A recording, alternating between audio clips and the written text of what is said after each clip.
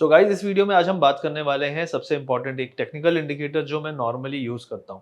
इसका नाम है बॉलिंजर बैंड्स। और बॉलिंजर बैंड्स मुझे क्यों बहुत अच्छा लगता है, क्योंकि ये एक रेंज बता देता है। कई बार लोग पूछते हैं कि मार्केट कितना जा सकता है या गिरेगा तो कितना गिर सकता है, और कौन सा ऐसा पॉइंट है जिसके बाद आप बियरिश हो सकते हो या बुलिश हो सकते हो। तो ये दो तीन क्वेश्चंस हैं जिनके आंसर्स आपको बॉलिंजर बैंड्स में मिल जाते हैं। तो बहुत इंपॉर्टेंट है जानना कि ये कैसे काम करता है। सबसे पहले मैं बता दूं, बॉलिंजर बैंड्स में आपको यहाँ पे तीन लाइनें दिखेंगी। मिड लाइन है, अपर बैंड है, लोअर बैंड है। तो ये जो तीन लाइनें हैं, इनका क्या पर्पस है, इनका क्या मतलब है, इनकी बात करेंगे। बहुत मैं डिटेल में टेक्निकलिटीज में नहीं जाऊंगा, इस वीडियो को शॉर्ट रखना है। सो द आइडिया क्या है, आइडिया इसको यूज करने का, इसका आइडिया सिंपल है कि जो अपर बैंड होता है वो नॉर्मली रेजिस्टेंस की तरह काम करता है, और जो लोअर बैंड होता है वो सपोर्ट की तरह काम करता है। जो मिडिल लाइन होती है वो फ्लिपिंग पॉइंट होता है, मतलब कि अगर मार्केट उसके ऊपर से नीचे आया और इसको ब्रेक करके इसके नीचे गया तो बियरिश है, क्योंकि ये एक फ्लिपिंग पॉइंट है। इसके ऊपर जब तक हम हैं, हो सकता है कि हम बुलिश जाएं और ये आपकी मिडिल लाइन को टच करते रहें। तो ये मिडिल लाइन जो है आपकी, एक तरह से जब ऊपर हम रहते हैं इसके, तो हम सपोर्ट की तरह इसको देखते हैं, और जब नीचे रहते हैं तो रेजिस्टेंस की तरह देखते हैं। ये दोनों काम ये सेम लाइन करती है। बस मैटर ये करता है कि आप कहाँ पे हो, आप ऊपर से नीचे गिर रहे हो या नीचे से ऊपर जा रहे हो। तो ये एक चीज हो गई इंपॉर्टेंट। अब इसके अलावा जो बात करूंगा वो ये है कि क्या बॉलिंजर बैंड्स से आप सही में टॉप या बॉटम पकड़ सकते हो। अगर आप मल्टीपल टाइम फ्रेम में काम करना जानते हो तो डेफिनेटली कर सकते हो। आपने यहाँ पे देखा कि रिसेंटली में मार्केट ने एक करेक्शन दिया। आप बोलोगे यार ये अपर बॉलिंजर तो यहाँ पे टच कर गया था, तो गिरा यहाँ से, तो कैसे हम मान लें कि ये काम करती है। देखिए, कई बार अगर आप देखोगे बॉलिंजर बैंड्स को, तो आपको सबसे इंपॉर्टेंट है कि मल्टीपल टाइम फ्रेम में मार्केट को एनालाइज करना पड़ेगा। अभी हम अगर यहाँ पे देखें तो मैं डेली टाइम फ्रेम में इसको देख रहा हूँ। तो डेली टाइम फ्रेम में तो आप बोलोगे यहीं पे हिट कर गया था, लेकिन ये फिर ये और ऊपर चला गया। तो अगर हम इसके बाद सबसे पहले जो बड़ा एक टाइम फ्रेम में देखता हूं वो है मंथली। तो जब मैं 1 मंथ टाइम फ्रेम में जा रहा हूं तो आपको एक चीज यहां पे दिखेगी कि 1 मंथ टाइम फ्रेम में आपका जो बॉलिंजर बैंड है उसने रिसेंटली में एक बहुत अच्छा एक रैली दी, लगातार उसने हिट किया, और फिर यहां पे जाके उसने हिट किया एकदम अपर बॉलिंजर बैंड को मंथली टाइम फ्रेम पे। यहां पे भी हिट किया था, उसके बाद एक करेक्शन आया था, फिर एक बाउंस आया। तो मार्केट करेक्शन दे रहा है, लेकिन एक फाइनल जब भी ये ऊपर वाली लाइन को टच कर रहा है मंथली टाइम फ्रेम पे, तो भी एक फॉल आ रहा है। वो फॉल आपको मंथली टाइम फ्रेम पे देखने में समझ में नहीं आएगा, लेकिन मुद्दा ये है कि अगर हम इसके ऊपर पास में आ रहे हैं तो यहाँ पे रेजिस्टेंस मिलेगा, एक सेलिंग मिलेगी। तो ये इंपॉर्टेंट एक पॉइंट आपको नोट रखना है कि पहला अगर हम टाइम फ्रेम जो देखेंगे वो मंथली होगा। मंथली में क्या हो रहा है, अब हम जाते हैं इसमें वीकली टाइम फ्रेम पे देखते हैं। तो वीकली टाइम फ्रेम में जब हम जाते हैं तो हम देखते हैं कि ये देखो, अपर बॉलिंजर बैंड को इसने हिट किया, और जब अपर बॉलिंजर बैंड को इसने हिट किया तो वहां से आपने रिजेक्शन देखा।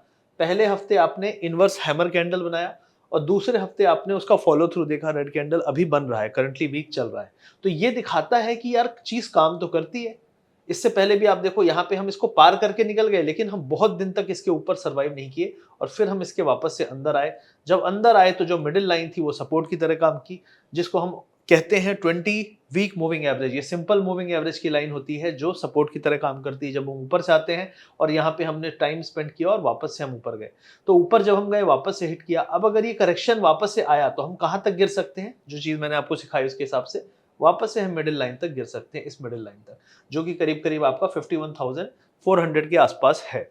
तो ये हो गया बॉलिंजर बैंड का सिंपल एक समझने का सिस्टम कि हम किस तरीके से इसको यूज कर सकते हैं। मल्टीपल टाइम फ्रेम पे समझने के लिए हमेशा याद रखिए, कोई भी स्टॉक है, कोई भी इंडेक्स है, अगर वो अपर बॉलिंजर बैंड में वीकली में है, ठीक है, पार कर रहा है वीकली में, और ऊपर जाके वापस से कोशिश कर रहा है कि ऊपर सस्टेन करे, बहुत दिन सस्टेन नहीं करेगा, एक थ्रोबैक नीचे की तरफ एक पुश आएगा, और वो पुश जब आएगा तब आपको यहाँ पे शॉर्ट करना है।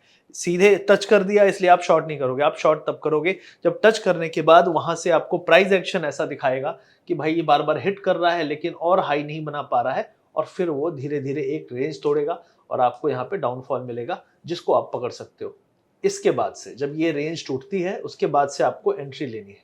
तो ये रेंज यहाँ पे टूटी, उसके बाद आपने यहाँ पे अगर एंट्री ली होगी तो आपको ये वाला कैंडल ट्रेड करने को मिला होगा।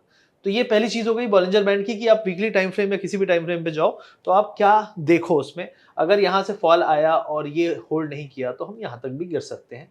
यहाँ पे जब एक बहुत बड़ा फॉल आया था, आप देखो ऑलमोस्ट इस एरिया में हम आए थे, यहाँ पे भी आपने कोशिश की कि हम नीचे आए, लेकिन उसी हफ्ते आपने देखा कि अगले ही हफ्ते आपको यहाँ पे सपोर्ट मिलने लगा, और ये एक यहाँ पे सपोर्ट बनाया इसने ऑलमोस्ट 20 वीक मूविंग एवरेज की लाइन के पास। तो हमेशा याद रखिए कि अगर इस एरिया पे आया है, क्योंकि वीकली टाइम फ्रेम है, बड़ा टाइम फ्रेम है, अगर हम डेली में जाएंगे तो आपको ये लाइन टूटते हुए ज्यादा दिखेगी, जो मिडिल लाइन है। वीकली में ये आपको कम दिखेगी, मंथली में तो बहुत ही कम दिखेगी, जब बहुत बड़े इवेंट होते हैं तभी आपको मिलेगा। तो ये चीज आपको यहाँ पे समझना है। उम्मीद है कि इस वीडियो को आप एंजॉय कर रहे होंगे। अगर आपको ये वीडियो अच्छा लग रहा है तो इसके बारे में और डिटेल जानने के लिए आप हमारे A to Z प्रोग्राम, जो हमारा A to Z कोर्स है, उसको आप ज्वाइन कर सकते हो। वहाँ पे मैंने technical analysis A to Z, future and option और बहुत सारी स्ट्रैटेजीज, सेटअप्स के बारे में बात किया है। इससे आपको डिटेल, इन डेप्थ नॉलेज मिलेगा जो कि आपको आगे चल के सक्सेसफुल होने में मदद करेगा। तो इस वीडियो के पिन कमेंट और डिस्क्रिप्शन को जरूर चेक कर लीजिएगा। आइए कंटिन्यू करते हैं अपने इस लर्निंग वीडियो को। अब हम जाएंगे छोटे टाइम फ्रेम पे।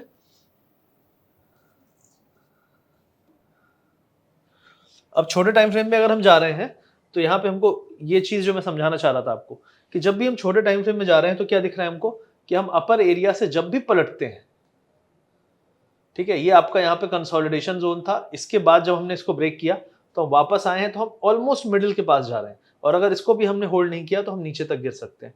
लेकिन यहाँ पे आप देखिए, जब हम नीचे से ऊपर जा रहे हैं तो हम कहाँ तक गए, अपर बॉलिंजर बैंड तक। जब हम यहाँ पे वापस ऊपर जाने की कोशिश किए, फेल हुए, तो हम वापस से लोअर बॉलिंजर बैंड तक आए।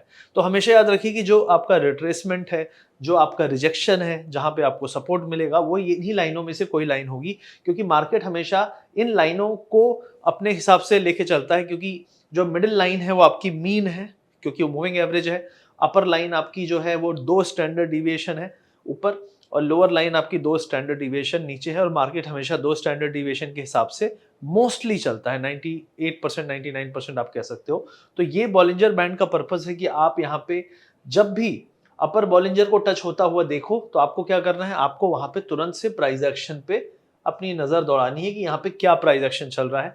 प्राइस एक्शन हो सकता है ऊपर नीचे हो, आपका एक रेंज बनाएगा मार्केट, उस रेंज को जिधर भी तोड़ेगा, हो सकता था कि यहाँ पे टाइम बिताने के बाद वापस से एक ऊपर अपसाइड मार देता है, ये भी पॉसिबल है।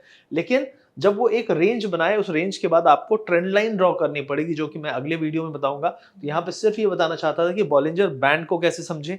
छोटे टाइम फ्रेम में भी आप जाओगे, लेकिन वहां पे आपको ज्यादा नॉइज मिलेगा।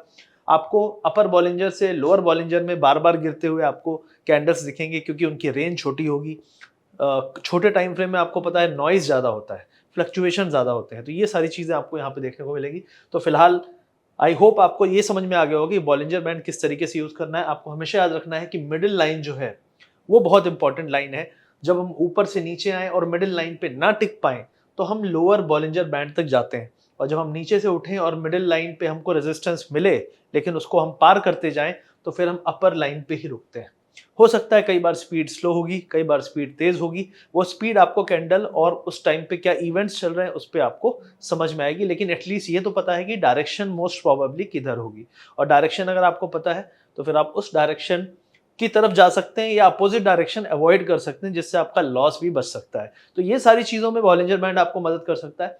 उम्मीद है कि ये वीडियो अच्छा लगा होगा। अच्छा लगा तो लाइक करिए, शेयर करिए, सब्सक्राइब करिए। और अगर डिटेल में सीखना चाहते हैं तो हमारे स्कैल्पिंग और स्विंग का कोर्स है, जिसका लिंक हम वीडियो के पिन्ड कमेंट में डाल देंगे। तो डिटेल में आप स्विंग और स्कैल्पिंग स्ट्रैटेजीज भी सीख सकते हैं। मिलते हैं अगले वीडियो में। Thank you very much.